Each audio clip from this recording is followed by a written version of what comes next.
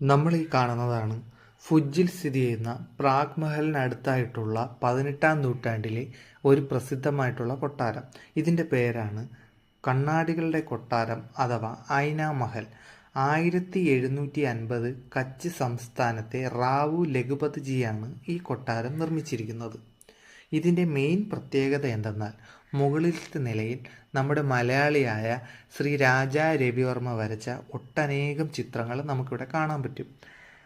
അതിലെ റെയറസ്റ്റ് ആയിട്ടുള്ള ഒരുപാട് ചിത്രങ്ങൾ നമുക്കിവിടെ കാണാൻ പറ്റുന്നതാണ്. കരകൗശല വിദഗ്ധനായുള്ള രാം സിംഗ് മാലം കൊട്ടാരം രൂപകൽപ്പന ചെയ്യുകയും യൂറോപ്യൻ ശൈലിയിൽ ഗ്ലാസ്, കണ്ണാടികൾ, ടൈലുകൾ എന്നിവ ഉപയോഗിച്ച് അലങ്കരിക്കുകയും ചെയ്തിട്ടുണ്ട്. ഈ കൊട്ടാരത്തിന് പ്രധാനമായിട്ടും 2 നിലകളാണുള്ളത്. ഒന്നാമത്തെ നിലയിൽ പ്രേക്ഷക hall, hall of mirror, state അപ്പാർട്ട്മെൻറ്റുകൾ എന്നിവയാണ്. ഈ 2-ാം നിലയിലാണ് ശ്രീ രാജാ രവിവർമ്മയുടെ ചിത്രങ്ങൾ പ്രദർശിപ്പിച്ചിരിക്കുന്നത്.